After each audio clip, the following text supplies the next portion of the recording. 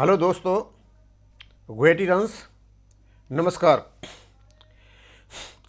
अभी आपको पता होगा कि मैं ये वीडियो जो हमारे लाइफ सर्टिफिकेट हैं उनके बारे में बनाता आ रहा हूँ। कल मैंने शाम को एक वीडियो और बनाया था जिसमें हमने आज जो शपथ लेने वाले माननीय CJI श्री चंद्रचूड़ साहब शपथ ले रहे हैं, उनसे भी रिक्वेस्ट किया था कि हमारी OROP जो अटकी हुई है उसे आप दिलवाने का कष्ट करें। आज मेरा जो वीडियो है, मैं आपको बताना चाहूँगा कि हम जो लाइफ सर्टिफिकेट दे रहे हैं, हमारे दो तरीके हैं, एक DLC का और एक MLC का। DLC के बारे में मैं बहुत कुछ बता दिया है, आज मैं MLC के बारे में बताऊँगा। लेकिन उससे पहले मैं चाहूँगा कि मेरे कुछ व्यूअर्स हैं, उनके बारे में मैं कुछ बताना चाहता हूँ।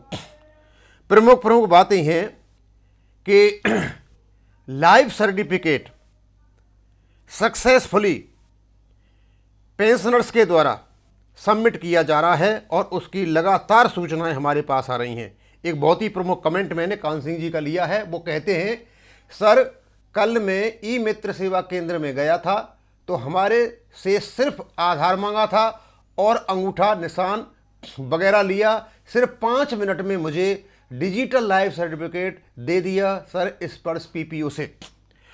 वो कहते हैं कि इनको अपना लाइफ सर्टिफिकेट देने में ई मित्र पर केवल 5 मिनट लगे और वो भी स्पर्श में डायरेक्ट चला गया। DLC क्या लिया था इनका? स्पर्श PPO लिया, इनका अंगूठा लिया और चला गया। मैंने यहाँ इसलिए डाला है कि आप भी ई मित्र पर जाकर या ऐसे कोई भी जो स्टेट लेवल के जो कैफ़े हैं या ऐसी सुविधाएं हैं, वहाँ जा कर के अपना सर्टिफिकेट दे सकते हो। बैंक में तो आप दे ही रहे हो और ये शायद राजस्थान में हैं, ई मित्र के नाम से जाने जाते हैं और कई जगह अलग अलग प्रकार के नाम से जाने जाते हैं। मेरे कुछ व्यूअर्स ने पूछा है कि सर अभी हम स्पर्श में माइग्रेट नहीं हुए, हम क्या करें, क्या हमें कुछ करना है? आपको कुछ नहीं करना है। स्पर्श माइग्रेशन आपका सिरदर्द नहीं है, ये PCDA का सिरदर्द है। आप उसकी चिंता नहीं करें। आपका सिरदर्द है केवल DLC देना या MLC देना।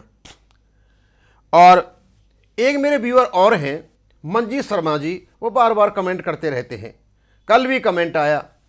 मंजीत शर्मा जी, आपके कमेंट को देख कर मैं ये बता सकता हूँ कि आप थोड़ा सा प्लीज़ आप अपने को सुधारें। आप लॉयल हों, आप बहुत ज़्यादा ट्रू हों अपने दोस्तों के लिए, अपने परिवार के लिए, अपने देश के लिए। आप व्यक्ति विशेष के लिए लॉयल होंगे। जैसी कि आपकी खबर आ रही है, लोग दे रहे हैं, तो मैं आपसे चाहूँगा आप अपने को थोड़ा सा सोचें, समझें और उसके बाद आप कमेंट किया करें। यदि आपकी आदत ही कमेंट करने की है तो मुझे तो नहीं लगता कि 14 नवंबर को जो आपकी रैली हो रही है, क्योंकि मेरी भी नज़र है वहाँ पे, और थोड़ा भी आपका जो संघर्ष ये पाया गया कि आप किसी पॉलिटिकल पार्टी को समर्थन दे रहे हो एक्समैन होकर के, तो फिर 15-16 नवंबर को जो मेरा वीडियो बनेगा वो आप झेल नहीं पाओगे। अब मैं आपको आज मैंने ये जो खास इंस्ट्रक्शंस ली हुई हैं, और ये मेरी नहीं है, ये PCDA की इंस्ट्रक्शंस हैं। PCDA की इंस्ट्रक्शंस का मतलब है कि हम जो DLC देते हैं वो तो आपका जो जीवन प्रमाण के माध्यम से डायरेक्ट इनका बताते हैं। कोई IFMS सिस्टम है, जैसे इंटीग्रेटेड फाइनेंशियल मैनेज सिस्टम। आप जैसे ही आप अंगूठा लगाते हो या आइरिस करते हो या फेस रिकॉग्निशन करते हो तो उस सिस्टम के माध्यम से सीधा स्पर्श में चला जाता है। लेकिन कईयों के जो आधार अपडेट नहीं है वो DLC ले रहे हैं। कईयों को ये भी शिकायत आ रही है DLC अपलोड नहीं हो रहे हैं। जिनके DLC अपलोड नहीं हो रहे हैं मत अपलोड करो, बैंकों में जा करके दे आओ। अब यह कुछ बातें हैं, क्योंकि जब आप DLC लोगे तो उसमें क्या करोगे कि आपको एक फॉर्म लेना पड़ेगा आपके स्पर्श से, उसको प्रिंट करना पड़ेगा हार्ड कॉपी में, फिर उसको सिग्नेचर कराना पड़ेगा। अब सिग्नेचर किससे कराओगे मैं अभी बताऊँगा। उन्होंने यहाँ कुछ ऑफिसर्स बता रखे हैं कि किनके सिग्नेचर मान्य होंगे यदि आप MLC दे रहे हो तो। और उसके बाद सिग्नेचर करने के बाद उन्हें आप उसको अपलोड करना पड़ेगा, यानी प्रक्रिया लंबी है उनके लिए। तो आपको ये होना चाहिए कि आप जो मैनुअल लाइफ सर्टिफिकेट दे रहे हो स्पर्श में, तो वो सिग्नेचर किससे होना चाहिए और भी क्या क्या खास बातें हैं मैं आपको बताऊंगा। तो पहले यहीं से चलता हूँ। What is pensioner data verification? सबसे वाली बात यह है कि जो पेंशनर का डाटा वेरिफिकेशन है ये क्या चीज़ है। इसमें कहते हैं pensioner data verification aims at enabling the retiree to verify his और हर ओन डिटेल। आपके जो डिटेल्स हैं, चाहे आपका नाम है, आपकी डेट ऑफ बर्थ है, आपकी क्वालिफिकेशन है, आपका परिवार का डिटेल है, आपका स्पाउस डिटेल है, सारा का सारा जो आप दोगे उन डिटेल्स को, वो आपका वेरिफिकेशन होगा be for sanction of pension application only for ये सर्विस। और ये सर्विस पेंशनर्स के लिए है सारा का सारा डाटा वेरिफिकेशन। आपका भी जो आप करते हो उसमें एंटर होने के बाद वो भी एक प्रकार का डाटा वेरिफिकेशन ही है। This activity should be completed within 15 days of notification, SMS, email sent to your registered mobile number और ईमेल आईडी। ये केवल उन्होंने उनके लिए बताया है कि जो सर्विस कर रहे हैं। नेक्स्ट है my annual identification due, how can I identify my self in Sparsh. कहते हैं कि स्पर्श में मैं कैसे पता चलेगा कि मेरा जो आइडेंटिफिकेशन है, लाइफ सर्टिफिकेट है, वो ड्यू हो चुका है। कहते हैं you can identify your self using Aadhaar और provide life certificate issued by designated authorities to have the entitled pension credited to your bank account. For identification using Aadhaar digital life certificate go to services. आपको अपने स्पर्श में services में जाना है, identification पर click करना है, वहाँ आपको डिजिटल लाइफ सर्टिफिकेट मिलेगा और इस प्रकार आप अपना आइडेंटिफिकेशन देखोगे। For identification using manual life certificate, अब मैनुअल लाइफ सर्टिफिकेट में आप आइडेंटिफाई कैसे करोगे? Go to services, identification, manual life certificate, वहाँ से आपको ये डाउनलोड करना पड़ेगा और जो आपका डिजिटल लाइफ सर्टिफिकेट है वहाँ आपको अपने हिसाब से देना पड़ेगा। अब नीचे बहुत ही इंपॉर्टेंट चीज़ें आ रही हैं। How can I view my next identification date, कि भाई अगली बार मेरा जो लाइफ सर्टिफिकेट वो कब होगा?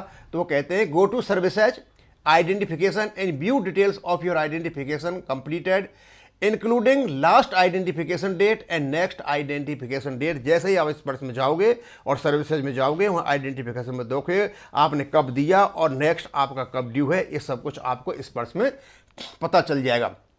फिर नेक्स्ट कहते हैं हमें how can I obtain a blank form of manual life certificate. आप मैनुअल लाइफ सर्टिफिकेट स्पर्श से कैसे ले सकते हो?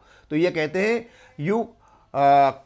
You can identify yourself using आधार और provide life certificate issued by the designated authorities to have the entitled pension credited to your bank account। अब कैसे लोगे आप मैनुअल लाइफ सर्टिफिकेट? आप सर्विसेज में जाइए, आइडेंटिफिकेशन में जाइए, परफॉर्म आइडेंटिफिकेशन क्लिक कीजिए, यहाँ से आप जनरेट योर MLC नंबर। जब आप इसको करोगे तो एक MLC मैनुअल लाइफ सर्टिफिकेट का नंबर मिलेगा।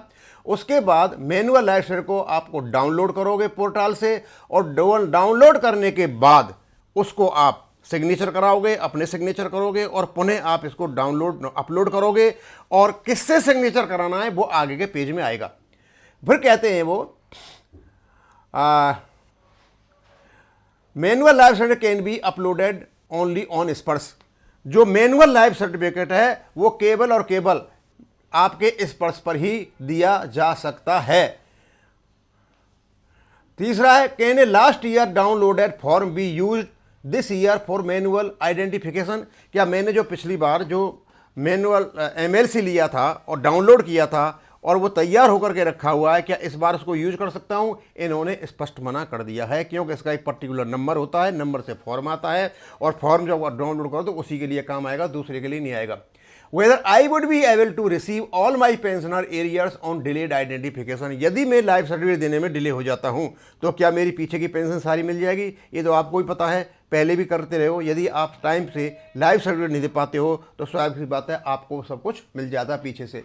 Life certificate can be issued और साइंड बाई वन और other of the following authorities. अब यहाँ पर उन्होंने एक लिस्ट दे रखी है उन अथॉरिटीज की, उन ऑफिसर्स की जिनसे आपको अपना MLC सिग्नेचर कराना है और सिग्नेचर करने के बाद में स्पर्श पर अपलोड करना है। पहला, any person exercising his power of A magistrate under the criminal procedure code 1898 5 of 1898, a registrar or sub-registrar under the Registration Act 908 16 of 908, any person officer who before retirement exercise the power of a magistrate, any gazetted officer of government, a munsif, a postmaster, departmental sub-postmaster, an inspector of post office, a class 1 officer of the Reserve Bank of India, an officer of the State Bank of India, any officer of a subsidiary bank of the State Bank of India, head of a village panchayat, ग्राम पंचायत और गांव panchayat, head of an executive committee of a village, any officer of a bank included in the second schedule to the Reserve Bank of India Act 1934 2 of 1934 respect of pension drawing his or her pension through that bank, a member of Lok Sabha, राज्य सभा, विधान सभा, विधान परिषद और corporator of municipal corporation और councillor of a municipality in the case of pensioner re-employed, a life certificate furnished by the pensioner signed by the head of the office where he is re-employed, a district सैनिक welfare officer. यानी इतनी लंबी चौड़ी list इन लोगों ने दे दी है और यहाँ से आप देख लीजिए कि केवल और केवल यही ऑफिसर्स आपका एमएलसी सिग्नेचर करेंगे और सिग्नेचर कराने के बाद ये आप अपलोड करोगे। तो लगभग सारे बैंक हैं और जहाँ भी जितने भी जो गजटेड ऑफिसर्स बैठे हुए हैं, चाहे वो स्कूलों में हो, चाहे वो बैंकों में हो, चाहे वो किसी डिपार्टमेंट में हो, वहाँ से भी आप इसको सिग्नेचर करा सकते हो, कोई प्रॉब्लम नहीं है। लेकिन आप जब इसको एमएलसी डाउनलोड करने के बाद सिग्नेचर कराते हो तो केवल और केवल इन लोगों के दस्तखत होंगे और बाद में इसको अपलोड कर देना है। और अपलोड करने के बाद वो अपने आप, क्योंकि आज एक नंबर होता है इसमें, उन नंबर के माध्यम से आपके उसमें वो जनरेट कर दिया जाएगा और आपको उसकी सूचना मिल जाएगी। मैं इसको यहाँ ही ख़त्म करूँगा। थैंक यू, धन्यवाद।